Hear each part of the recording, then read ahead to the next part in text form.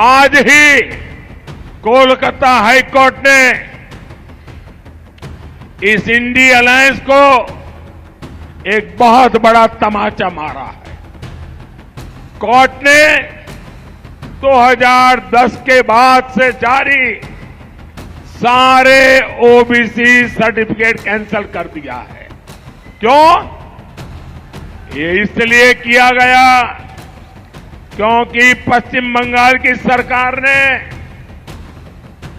मुसलमानों का vote bank के लिए अनाप शनाप मुसलमानों को ओबीसी बनाने के सर्टिफिकेट दे दिए। ये वोट बैंक की राजनीति, ये तुष्टीकरण की राजनीति, ये तुष्टीकरण की सनक हर पार कर रही है। ये राहुल बाबा के नेतृत्व में ये जो इंडी अलायंस है उसने एसटी, एससी, ओबीसी के आरक्षण पर डाका डालने का इरादा रखा है। कल ही बंगाल की हाई कोर्ट में एक फैसला आया, ओबीसी की लिस्ट में, पिछड़ा वर्ग की लिस्ट में, अति पिछड़ा की लिस्ट में बंगाल सरकार ने 180 मुस्लिम जातियों को डाल दिया और हमारे पिछड़े वर्ग का आरक्षण का अधिकार मुसलमानों को देने का काम किया। भाइयों बहनों, हमारा संविधान धर्म के आधार पर आरक्षण का समर्थन नहीं करता, मगर कल 2010 से लेकर 2024 तक जितने भी मुस्लिम जातियां रखी थी, हाई कोर्ट ने उसको स्टे कर दिया।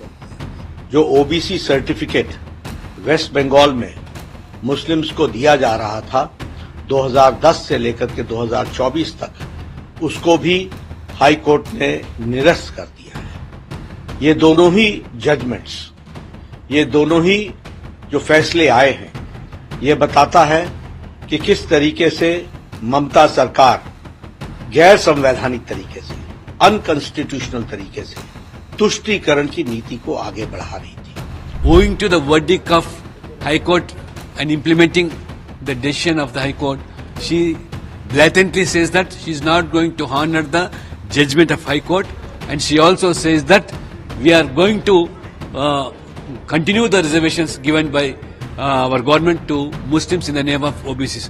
So this is the true face of Mamata Banerjee, how she is now opposing OBCs, depriving the rights of OBCs, and also she would like to now contribute to the Muslims in the name of OBCs.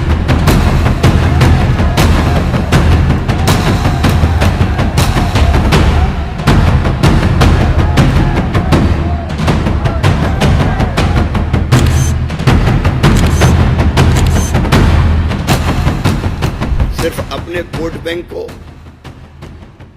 बनाए रखने के लिए OBC का आरक्षण छीनकर एक विशेष धर्म के लोगों को देना, क्या यह न्याय संगत है? पश्चिम बंगाल में ममता बनर्जी उनकी वोट बैंक की राजनीति पर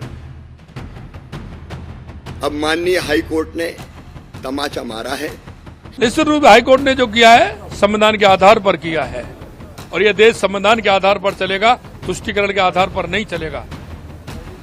चाहे कोई कितना भी बड़ा आदमी हो, तुष्टीकरण के आधार पर नहीं चलेगा। और जो ये उनका अहंकार बोल रहा है, जिस तरह से ममता जी ने कहा, उनका अहंकार बोल रहा है, और देश कभी धर्म के आधार पर आरक्षण स्वीकार नहीं कर रहा है। घुसपैठियों को जो ओबीसी का प्रमाण पत्र जारी करके ओबीसी का आरक्षण छीन करके घुसपैठियों को देने का काम ममता बनर्जी जी की सरकार ने किया है, वो अपराध है, वो अक्षम्य अपराध है, और उस पर तत्काल अमल होना चाहिए। और जिस प्रकार से ममता बनर्जी जी ने बयान दिया है कि हम हाई कोर्ट का आदेश नहीं मानेंगी, वो मुख्यमंत्री के पद पर एक क्षण के लिए रहने की अधिकारी नहीं रह गई हैं, उनके खिलाफ कार्रवाई भी होगी।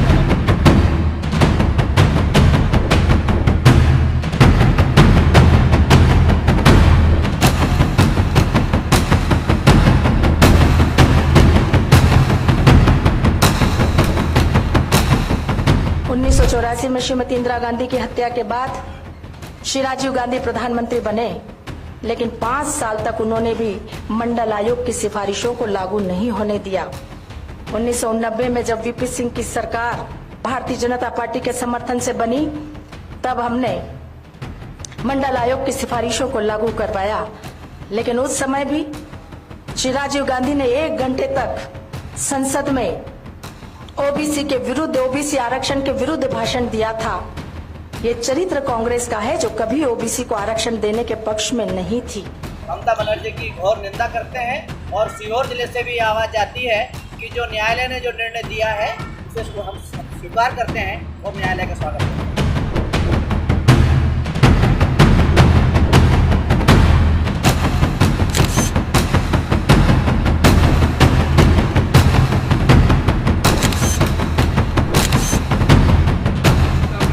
মহামান্য কলকাতা হাইকোর্টের রায় অনুসারে আজকে আমরা এমন এক সমস্যার সম্মুখীন হয়েছি, পশ্চিমবঙ্গের অনগ্রসর শ্রেণী অর্থাৎ আদার ব্যাকওয়ার্ড ক্লাস ওবিসি, তাদের প্রায় 5 লক্ষ সার্টিফিকেট বাতিল হয়ে গেছে। এবং আজকে এই যে 5 লক্ষ সার্টিফিকেট বাতিল হয়ে গেল, খেসারত দিতে হলো 5 লক্ষ মানুষকে, তার জন্য দায়ী হচ্ছে মমতা বন্দ্যোপাধ্যায় এবং মমতা বন্দ্যোপাধ্যায়ের ত্রুটিপূর্ণ আইন, যা মূলত অ্যাপিজমেন্ট পলিটিক্স অর্থাৎ তোষণের রাজনীতি।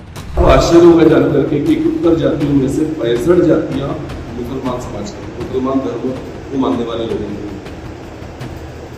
इसके पूर्व कुल ओबीसी में आज के तारीख में 179 जातियों में से 118 जातियां इसमें से मुसलमान होती हैं। माँ, माटी और मानुष का नारा देने वाली ममता बनर्जी मुसलमान, मदरसा और माफिया इसके चंगुल में की व्यवस्थाओं चला रही है। ఎవరైతే మమతా బెనర్జీ గారు ఉన్నారో వారిని మనం అందరూ కూడా నిలదీయాల్సినటువంటి అంశం।